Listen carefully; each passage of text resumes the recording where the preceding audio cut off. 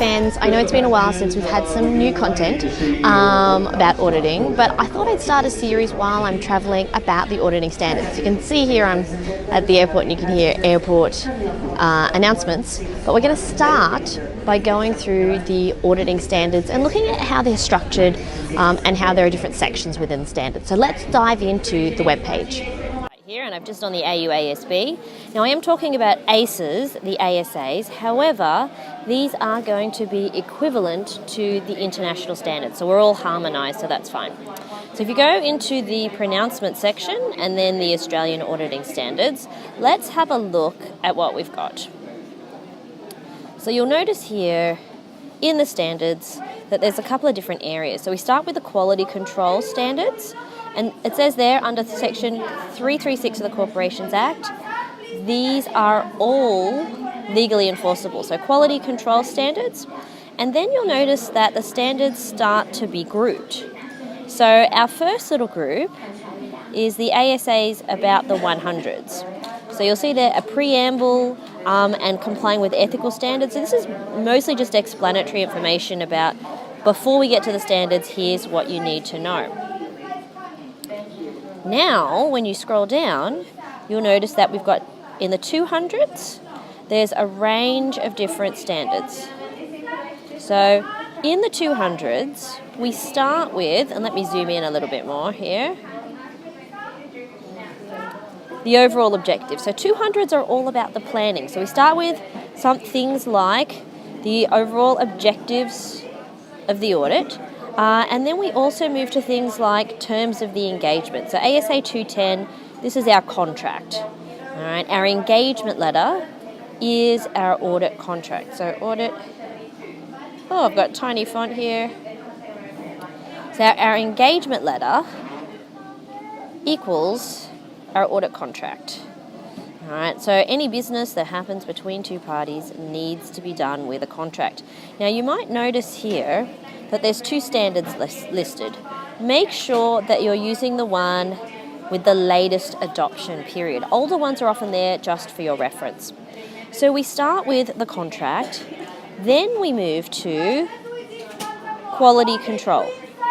All right, so quality control is about making sure we're doing our audit appropriately. Obviously, we need to make sure we're following this one down here because that's our latest adoption. So we have to have quality control, we have to have supervision, but our 200s is all about that planning. And when we keep going down, you'll notice that there's a standard about fraud. We have to plan out in relation to fraud. We have to consider specific laws and regulations in the jurisdiction. Remember, this is the most recent one here. We have to think about communicating with those charged with governance. So who are those people charged with governance? Those people charged with governance include people like audit committees, it could include the board, it could include management. So how do we communicate with those people? Scroll down a tiny bit further and we get to the last of our standards on planning, which is communicating deficiencies in internal control. So if we find something wrong in the business procedures, we do need to tell people about it. So that's the end, just draw a line here, for the planning. And when we get down to this section, the 300s, all right, here is the actual, here's where we start the audit. So all of this stuff is getting set up for the audit, the pre-audit work.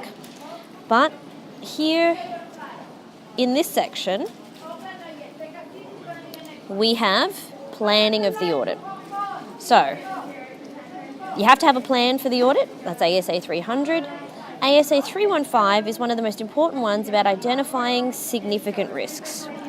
Okay, so ASA 315 is really one of the things that sets the foundation of the audit. So significant risks sometimes are called inherent risks, but that's what we have to look for in 315. At that early planning stage, we also need to think about our materiality in ASA 320, and linked to 315, where we find these risks, what are we going to do about it? So what are our responses to those risks? How are we changing the audit or doing something different? Now scroll down one last section and we have the ASA 400s. All right, so entities relating to using a service organisation, what we do with misstatements, which is sort of something we find out later. And so we've got just 402 and 450 there. So 450 is about the misstatements, and 402 is about using service organisations, not ones that we look at very often. Now the 500s are really interesting because the 500s are all about collecting evidence. So when we're collecting evidence to support our opinion, well, all of that happens here in these 500 series. So 500 starts with a very basic standard about collecting sufficient and appropriate evidence. Then we get into more specific things. So we get into inventory, for example.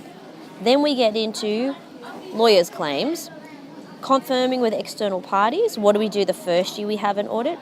Doing some analytics, so that's our aggregation, sampling, and it keeps going. So this is what auditors will be physically doing during the audit.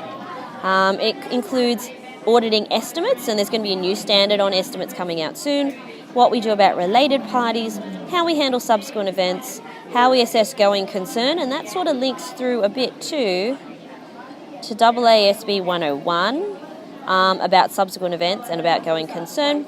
And then our last one is written representation. So what do we need to get in terms of written proof from people that this is what they've said? So the 500s are all about collecting evidence. Now, when we get into the 600s, right here, 600s are all about some special purpose areas. So those things include auditing groups, so big consolidated companies with many people around the world, and then using experts, including the internal auditors, and engaging your own experts. Now remember, the internal auditors will typically work for the client. So we have to think about when we can use their work to supplement our own. And then when it comes to experts, who do we choose as an expert? How do we know that they're reliable? And what we need to think about. Now the last section that I'm going to cover is really all of our reporting. So reporting is everything covered in 700, from the generic unqualified report, from the work on key audit matters, and I've got some other videos coming on key audit matters. If I'm going to modify my opinion at all, so that's going to be qualified, adverse, or disclaimer. Let me change that colour so that's easier to see. All of those are going to come through in ASA 705. 706 is focused on emphasis of matter paragraphs and other matter paragraphs, which are extra information. And then there's a few others. If we scroll down here, we've got 710 on comparative information, which the AASBs and our IFRS require.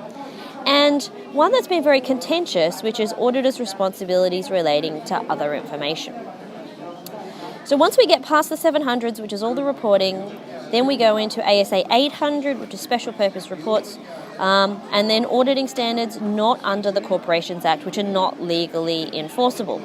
So what we're going to see is I am actually going to make a video for each single one of these standards. And we're going to start probably with ASA 200.